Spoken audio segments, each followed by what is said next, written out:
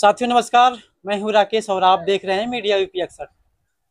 इस समय हम गाजीपुर के बड़े समाज सेवी जो सोशल मीडिया के साथ साथ तमाम जगहों पे देखे जाते हैं, बड़े भैया सिद्धार्थ राय जी हैं।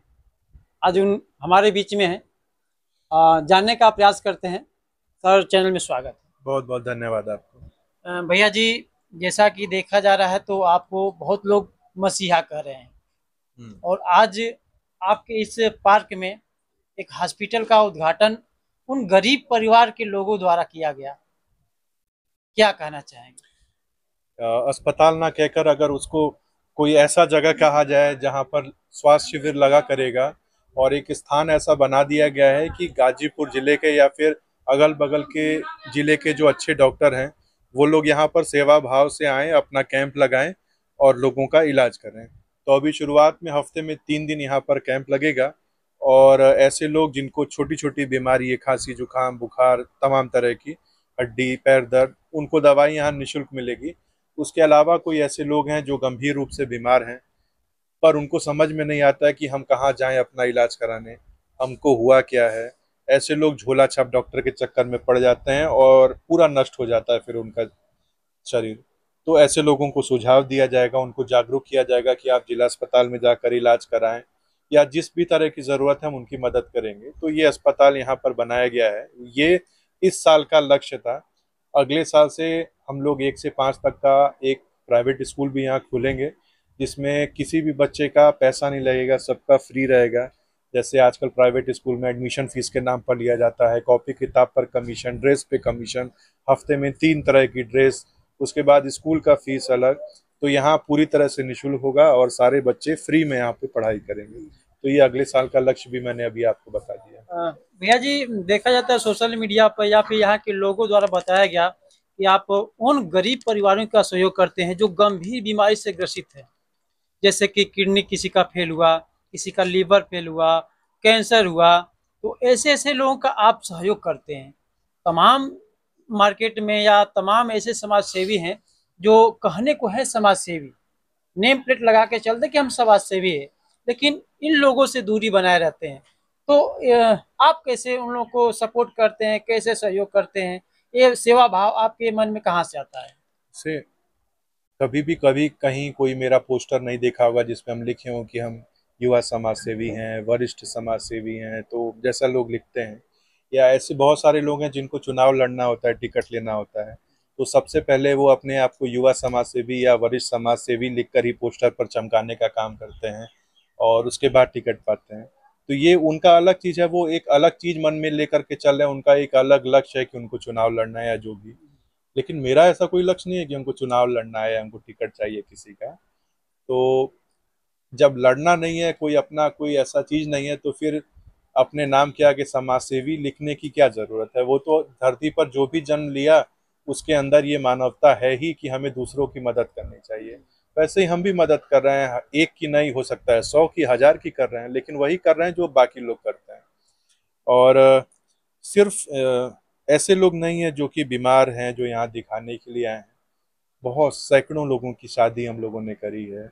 350 से ज़्यादा बच्चों को इस समय मैं प्राइवेट स्कूल में पढ़ा रहा हूँ। और ऐसे प्राइवेट स्कूल में बच्चे पढ़ रहे हैं जहाँ की महीने की 150 भी फीस है किसी बच्चे की, और किसी बच्चे की फीस 600 रुपये भी है। और एक इतना सारा पैसा मेरे पास कहाँ से आएगा कि हम करें। तो 350 प्लस लोगों को मैंने जोड़ा है उन बच्चों से, यानी देश के 350 लोग हैं जिनको एक एक बच्चे को गोद लिया है, और वो एक एक आदमी एक एक बच्चे की फीस उनके स्कूल में जमा करा देता है। तो ऐसे लोग हैं हमारे समाज में जो अच्छा काम करना चाहते हैं, लेकिन फ्रॉडगिरी इतनी ज़्यादा है, किसी पर विश्वास नहीं कर सकते। तो लोग हैं, तो हमने बस उन लोगों को, ज़रूरतमंद लोगों के बीच में आपस में मिलाने का काम कर दिया, और बच्चों की पढ़ाई हो रही है, लोगों का इलाज हो रहा है, लड़कियों की शादी हो रही है, और भी बहुत सारा चीज़ है। ऐसे लोगों को सर आप कैसे खोज पाते हैं? पता नहीं, हमको नहीं पता कि हम कहाँ से खोज पाते हैं। और हमको लगता है कि प्रभु हैं, प्रभु भेजते हैं। और जब भी हम किसी के पास जाएं, कोई बहुत गंभीर रूप से भी बीमार है, या किसी की शादी में ज़्यादा खर्चा है, या किसी की हायर स्टडी में ज़्यादा खर्चा है, मेरे पास नहीं होता, लेकिन हम उसको हमेशा ये आश्वस्त करके आते हैं कि अरे हो जाएगा, घबराइए मत।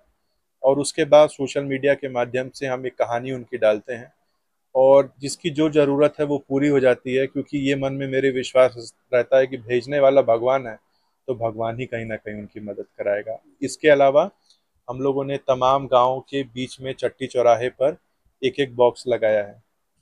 उस पे लिखा है सिद्धार्थ भैया को पत्र। तो लोग अपनी परेशानी दिक्कत लिखकर उस बॉक्स में डाल देते हैं, और उस बॉक्स को हफ्ते में एक बार दो बार कभी भी जब समय मिले खोला जाता है। लोगों की चिट्ठी निकाली जाती है, जाना जाता है कि सही में ज़रूरतमंद है या फिर इसी तरह से। कुछ लोग ऐसा भी करते हैं और उनके घर पहुंचकर फिर वहां से उनकी मदद की जाती है। सर ये एरिया कोई सीमित है या अनसीमित? नहीं, कोई एरिया सीमित नहीं है। देश भर कह सकते हैं। मैंने जब भारत यात्रा करी थी, पूरे देश के हर एक जिले में गया हूँ। कोई भी एक जिला ऐसा नहीं है जहाँ मैं नहीं गया हूँ। हर जिले में मेरे अपने लोग हैं, और जा कर के वहाँ सहयोग नहीं कर पाता हूँ, यहाँ किसी के घर जाकर सहयोग हो पाता है। बस इतना ही अंतर है। इसीलिए यहाँ के लोग आपको भगवान मान रहे हैं। नहीं, भगवान हम नहीं हैं, हम सिर्फ एक माध्यम है। और मेरा समाज सेवा तो एक अलग है जो चल रहा है, लेकिन मेरा मन ये है कि कम से कम हम गांव के लोगों के मन में, जो गरीब हैं, ये भाव डाल सकें कि आप भी सम्माननीय उतने ही हैं जितनी बड़ी गाड़ी से चलने वाला आदमी सम्माननीय है। हम लोगों में जाकर भाव डालते हैं कि जब भी आपके घर पर कोई आए, आपसे कम उम्र का है, ठीक है, आप उसको एक और कुर्सी दीजिए बैठने के लिए, लेकिन ये कहीं भी उचित नहीं है कि अपनी कुर्सी छोड़कर आप जमीन पर उस आदमी के सामने बैठ जाइए। जैसे उसकी इज्जत है वैसे आपकी इज्जत है। आप अपने आप को पहचानने का काम करिए। सर यह सोच कैसे आई आपके अंदर? परिस्थिति आदमी को इस तरह का बना देती है। मेरे पास पहले इतना नहीं था। मैंने भी अपने पिताजी को बहुत कम उम्र में खोया, उनकी बीमारी को देखा, किस तरह से हॉस्पिटल में क्या क्या दिक्कत उनके साथ आई उसको भी देखा, कैसे मेरी छोटी बहन हम लोग पढ़ाई करे उसको भी देखा। तो इन सब चीज़ों को देखते देखते बचपन में ही शायद मैच्योरिटी लेवल ज़्यादा आ गया, और भगवान ने बहुत कुछ दिखाया जिसकी वजह से ऐसा चीज़ शुरू हो गया। सर और कुछ भी नया सोचे हैं समाज के लिए, समाज के लिए या पर डे सोच तो रोज बनती है? मैं, जब कोई आदमी ऐसा मिल जाता है जिसको पता चल गया कि अ, इसको इलाज की ज़रूरत है, तो अब जब तक घर जाएंगे नहीं, तब तक दिमाग में मेरा चलता रहेगा जब तक उसकी मदद ना हो जाए, रात में भी दिन में भी। शादी हुई है, मेरी पत्नी है, वो भी अच्छे बैंक में कार्यरत है, मैनेजर है। तो घर पर भी लोगों की शिकायत रहती है कि ऐसा करिए, आप अपना बोरिया बिस्तर बांध कर बाहर ही चले जाइए, क्योंकि आपको घर वालों से मतलब नहीं है कोई। लेकिन सबका सपोर्ट है, सहयोग है घर का। अगर घर का सहयोग ना रहे तो फिर हम कुछ कर पाना बाहर में बड़ा मुश्किल हो जाता है। समाज की सेवा करने से वो सुकून जो मिल रहा है वो कहीं नहीं मिलेगा। ना, जब मैं घर से निकलता हूँ, मेरी काली रंग की गाड़ी है। जब सड़क पर काली रंग की गाड़ी दिखती है, छोटे छोटे बच्चे तुरंत टाटा बाय बाय करना शुरू कर देते हैं। और अक्सर मेरी गाड़ी में लड्डू रखा रहता है, और जो भी रास्ते में बच्चा मिलता है सबको लड्डू हम लोग बांटते हुए चलते हैं। एक तरह से कह सकते हैं वो प्रसाद है, और सबका प्रेम उत्साह बना है। और लोगों में इतना विश्वास है कि पूरे अधिकार से हाथ देकर गाड़ी रुकवाते भी हैं कि भैया सुना ही काम है, कैसे हो ही कर दा। अभी हाल फिलहाल में एक औरत का चश्मा टूट गया था परसों नरसों, वो गाड़ी रोकी, कही आई चश्मा तनी टूट गए, बनवा कर ले आइए गाजीपुर से। तो प्रेम है सबका, अपना चल रहा है, मुझे भी अच्छा लगता है। समाज में एक आप वो छाप छोड़ रहे हैं। हर कोई आता है कि सिद्धार्थ भैया सिद्धार्थ भैया, जहाँ देखता है वहीं गाड़ी रोक देता है। हाँ, ये विश्वास है लोगों का, और विश्वास कमा लेना पैसे कमा लेने से ज्यादा बड़ा काम होता है। अभी आज आपके यहाँ पे महिलाओं से हमने पूछा, वो लोग बता रहे थे मसीहा नहीं भगवान है, सिद्धार्थ भैया भगवान हमारे हैं, और आपकी जय जयकार लोग कर रहे थे। कोई भगवान नहीं। भगवान को तो हम भी नहीं देखे हैं, और शायद बहुत सारे लोग हमसे नाराज हो जाएं, लेकिन हम मंदिर में बहुत ज़्यादा नहीं जाते, मस्जिद, चर्च। हमको ये महसूस होता है कि हमें पढ़ाया भी गया है कि भगवान का वास तो हर जगह है। हो सकता है इस छोटे की बच्चे की मदद हम लोग कर रहे हैं, इसका ऑपरेशन हुआ है, इसके अंदर भी भगवान बैठे हैं। तो जरूरी है कि मंदिर में जाकर दिया जलाएंगे या प्रसाद चढ़ाएंगे तभी माना जाएगा कि हम लोग भगवान के भक्त हैं। अगर इसको हम लोग दवाई करा देंगे, इसको डॉक्टर को दिखा देंगे, तो वो भी तो भगवान की पूजा ही ना हो गई तब। इसीलिए सिद्धार्थ भैया को लोग मसीहा कर रहे हैं, जो इनके अंदर वो सोच है, जो धारणा है, एक गरीब तबके के लोगों में जाना, उनके दुख सुख में शामिल होना और उनको हर तरह से सहयोग करना, ये आम सभी लोगों के बस में नहीं है। आज इसीलिए गांव का हर बच्चा बच्चा जो जहां देखता है वहां गाड़ी रोक करके सिद्धार्थ भैया का नारा लगाने लगता है। तो बस सिद्धार्थ भैया के साथ एक छोटी सी मुलाकात थी, जानने का हमने प्रयास किया। तो सर क्या कहना चाहेंगे क्षेत्र के लोगों को? 15 अगस्त से हम लोग एक यात्रा शुरू कर रहे हैं और ये यात्रा 150 गाँव में जाएगी और हर गांव के हर एक घर में पहुंचेगी।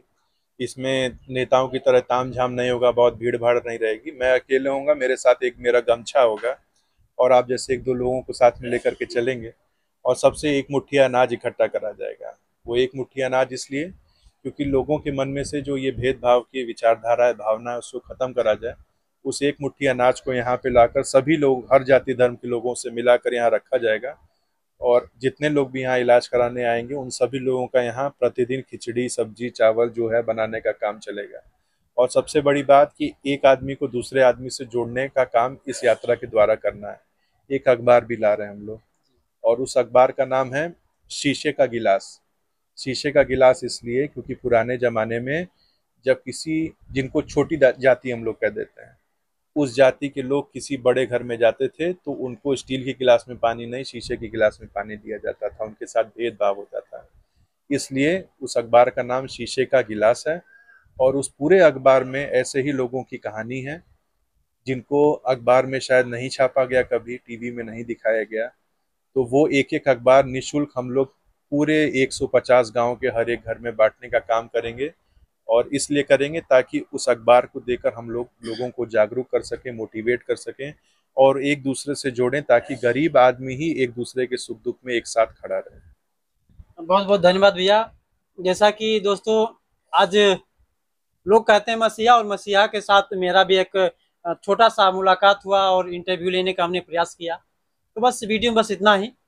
कैसा लगा यह बातचीत जरूर कमेंट कीजिएगा। फिर मिलते हैं अगली वीडियो में, तब तक के लिए जय हिंद जय भारत।